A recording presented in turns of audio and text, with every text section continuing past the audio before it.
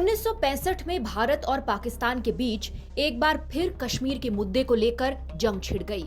पाकिस्तान के तत्कालीन राष्ट्रपति अयूब खान का मानना था कि 1962 में चीन के हाथों मात खाने के बाद भारतीय फौज का मनोबल कमजोर है।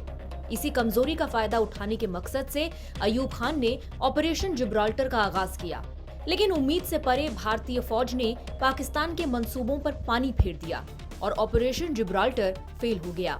इस हार से बौखलाए पाकिस्तान ने पंजाब के मैदानों में भारत को शिकस्त देने के इरादे से ऑपरेशन ग्रैंड स्लैम की शुरुआत कर दी।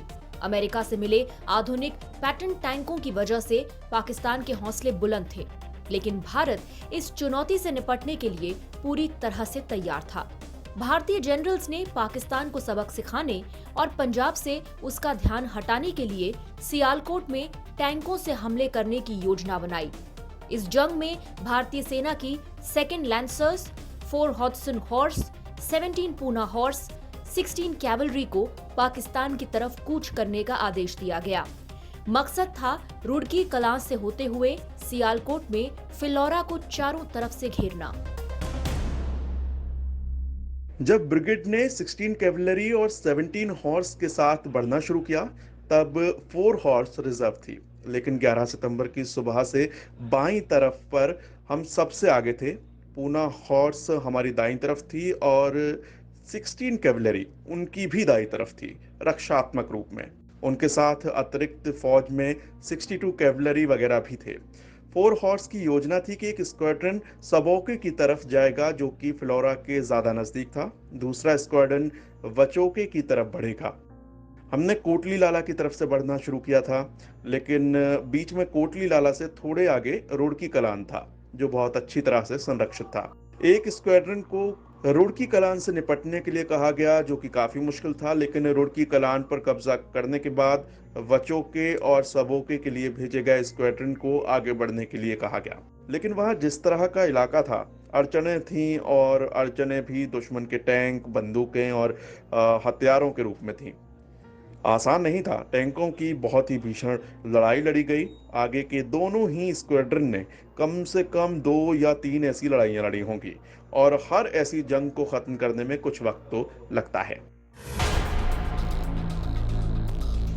हडसन हॉर्स के कमांडिंग अफसर कर्नल MM बख्शी ने दुश्मन के 3 टैंक नष्ट किए, लेकिन पाकिस्तान के जवाबी हमले के दौरान उनका टैंक भी ध्वस्त हो गया। अब कमांड मेजर भूपेंद्र सिंह पर आ गया, जिन्होंने पाकिस्तान पर हुए हमले की अगुवाई की। मेजर भूपेंद्र सिंह और उनकी रेजिमेंट दुश्मन को कोटली कदमशाह तक पीछे धकेलने में कामयाब रहे। अब बचा था फिलौरा की रक्षा में लगे दुश्मन को उलझाए रखना और गड़गोर की तरफ जा रहे पाकिस्तानी टैंकों को भी रास्ते से हटाना। 11 सितंबर को 17 पूना हॉर्स और 43 लॉरीड इन्फेंट्री ब्रिगेड फिलौरा पर कब्जा करने में कामयाब रहे। जैसे ही मैं वहां गया और एक छोटे टीले पर चढ़ा, मैंने करीब 4 से 5 पैटर्न टैंक और उनके क्रू को वहां बैठे चाय पीते देखा।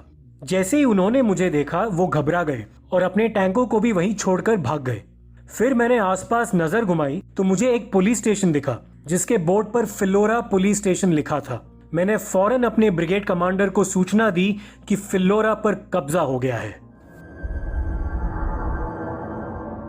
अपने आधुनिक टैंकों पर गुमान करने वाले पाकिस्तान ने एक बार फिर मुंह की खाई। जलकर मरने के डर से पाकिस्तानी सैनिक टैंकों को छोड़ भाग जाते थे, लेकिन 4 हॉडसन हॉर्स के मेजर भूपेंद्र सिंह ने अपने टैंक पर हुई कई हमलों की परवाह न करते हुए जंग को जारी रखा। ऐसे ही एक मौके पर आग की लपटों से घिरे होने के बावजूद इस बहादुर सैनिक ने टैंक नहीं छोड़ा, क्योंकि उनकी टैंक पर लगी बंदूक काम कर रही थी। जब तक उन्हें टैंक से बाहर निकाला गया, वो पूरी तरह से झुलस चुके थे और अपने जख्मों के चलते वीर गति को प्राप्त हुए।